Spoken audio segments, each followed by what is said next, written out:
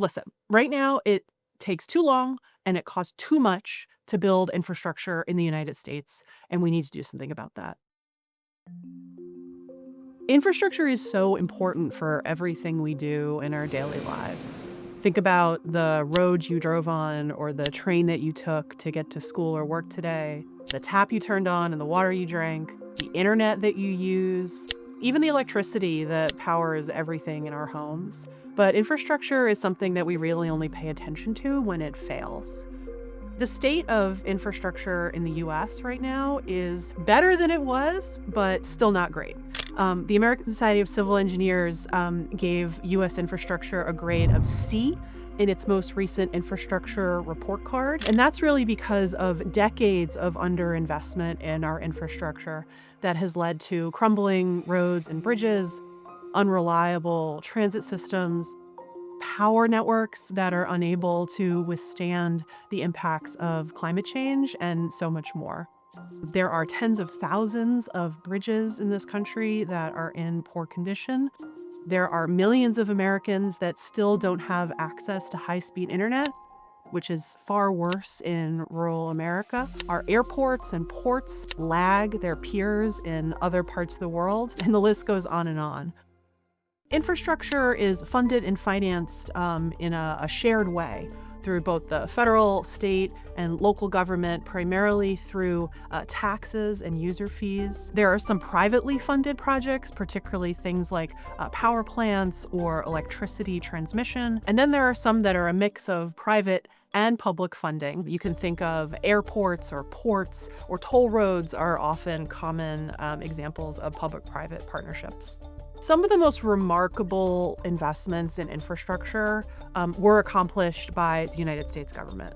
You can think about the Hoover Dam, the huge concrete colossus, the Bay Bridge, San Francisco, the cosmopolitan city, LaGuardia Airport. These were all built during the New Deal, when there was a real national effort that provided the resources, the trust, and the commitment of the entire American population behind what the government is doing. I think there's a real and meaningful tension between efficiency and democracy.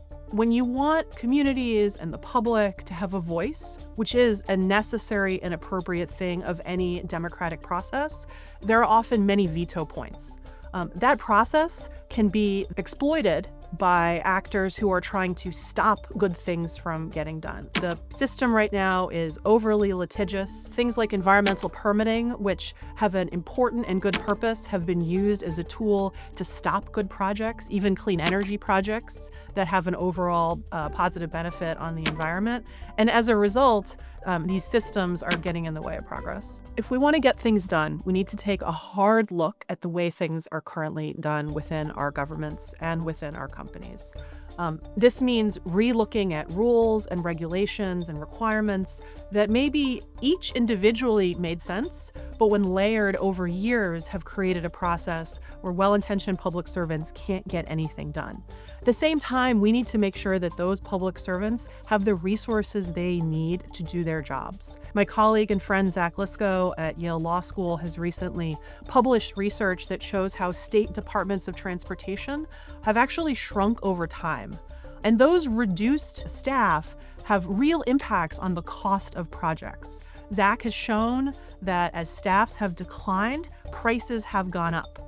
His team has also shown that experienced engineers actually save money on projects. So if we're going to get things done, we need to invest in our public institutions, we need to invest in public servants, and we need to make sure that they have the tools to get their jobs done. When we think about infrastructure projects, it's important to think of both the mega projects and the backyard projects, because both of those types of projects have meaningful impacts on our communities. On the mega project side, one of the examples that many people raise is the Mario Cuomo Bridge in New York. This was the replacement of the Tappan Zee Bridge. It was executed using an innovative procurement method at the time. It also went through an expedited environmental permitting process. And as a result of both of those activities, it was delivered on time, on budget, and by some estimates saved billions of dollars for the the taxpayer. At the same time, I think it's really important to think about those smaller backyard projects. In the Biden administration, one of our priorities was to replace lead pipes. There are still 9 million lead pipes serving our homes, which are a source of toxic chemicals. Through money provided by the federal government, the city of Milwaukee has already replaced thousands of lead pipes. I think the top 3 infrastructure priorities for the next 10 years are: number 1, climate resilience. We need to protect our communities from the impacts of climate change. The second is clean energy generation and transmission so that we can power our future. And the third is to close the digital divide, because we know that affordable, reliable, high-speed internet is important for everything from remote school to work to accessing telehealth. I also want to say, though, that every community knows what their own priorities are, and they can't just be told by Washington where they need to invest. And so the feds need to continue to invest in infrastructure, carrying forward the legacy of the 2021 Infrastructure Investment and Jobs Act so that our communities can invest in what they need.